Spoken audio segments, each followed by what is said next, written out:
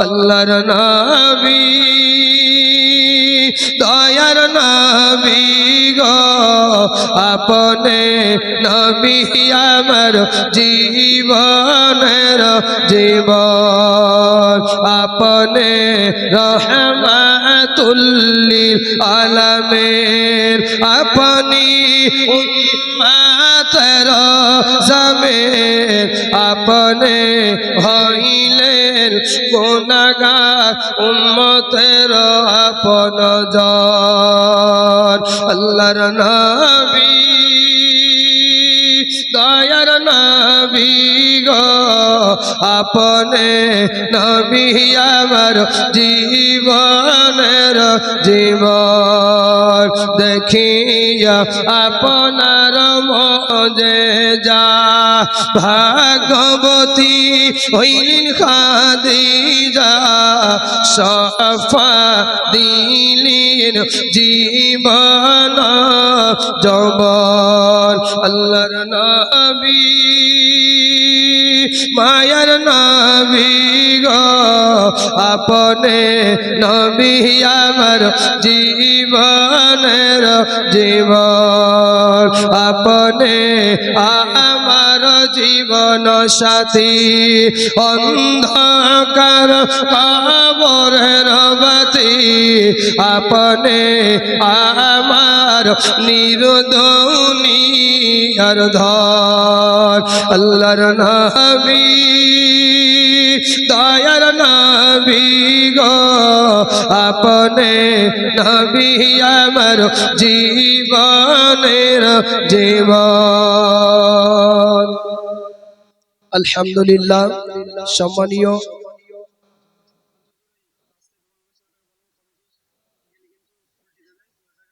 দোকান বসেছে নাকি মানে দোকান বসা আজকে বন্ধ আলহামদুলিল্লাহ আগো বাবুদে যিনারা দোকান বসিয়েছেন ভাই আমার আপনারা সকলে জানেন যে আজকে দোকান বন্ধ অতএব আপনারা চলে যান যদি কমিটি যায় তবে ওনাদের সিদ্ধান্ত অনুযায়ী ওনারা কাজ করবেন যিনারা শুনতে পেলেন আপনারা চলে যান জি আলহামদুলিল্লাহ শুনবেন আপনি বলতে বলছেন বটে কিন্তু শুনবেন কি বলছেন গো আগো বাবুজি যিনারা দাঁড়িয়ে আছেন ভাই আমার আপনারা জোড়ো হাত করে বলবো চলে আসুন কেন হ্যাঁ নবী কি বলছেন বলবো আজকে ডোমপুকুর সাদেক মসজিদে জালসা আপনারা বলুন এটা সব জায়গাতে বলি সব জায়গায় এই বড় আন্দোলিয়ায় যিনারা দেখেছেন আপনারা ছিলেন কি আমি জানি না বড় আন্দোলিয়াতে বলেছিলাম কি আল্লাহ নবী কি বলছেন শুনুন আজকে এই ছোট্ট মজলিস হইলেও গোটা পৃথিবীর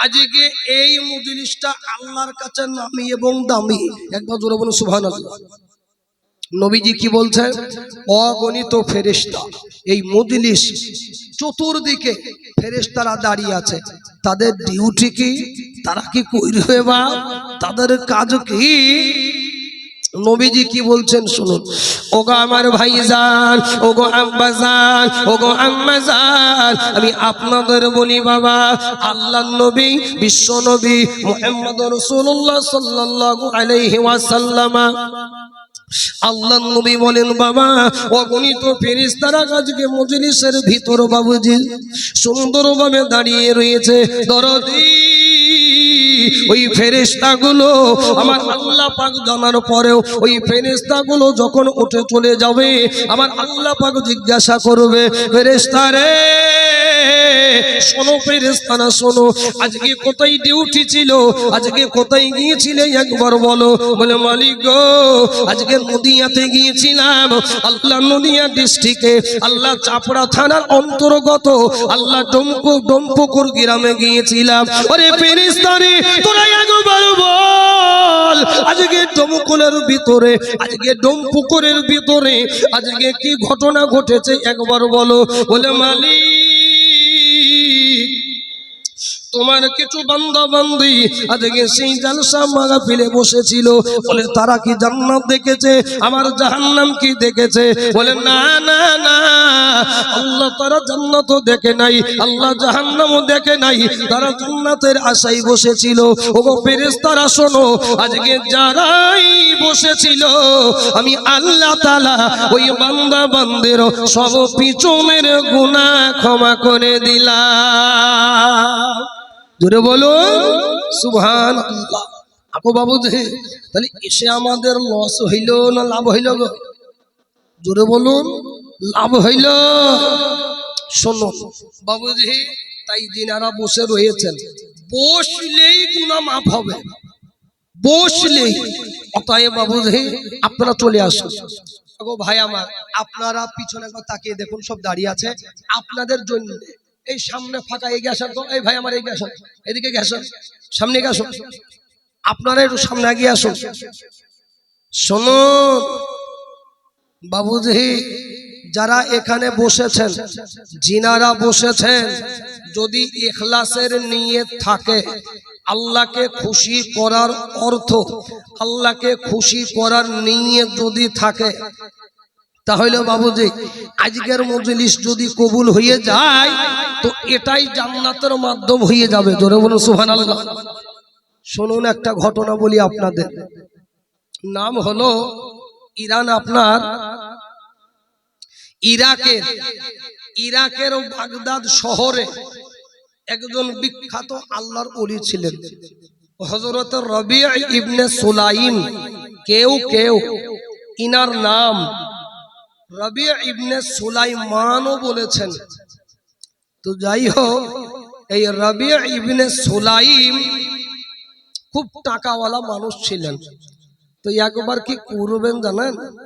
হজে যাবেন। এখন তো বাবুজি কলকাতায় চাপছেন, তো 6 ঘন্টা পরে জিদ্দা, না কি বলছেন গো? 6 ঘন্টার ভিতরে।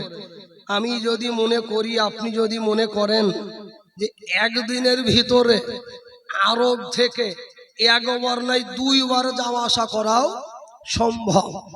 ডিজিটাল জামানা উঠেছে বাপ। অতএব ওই সময়ে এইরকম সিস্টেম তো ছিল না। তো হযরতে রবি ইবনে সুলাইম ইনি একটু বেশি জানেন ইসলাম সম্বন্ধে। কিছু লোক ধরেছে, হুজুর কি হইল?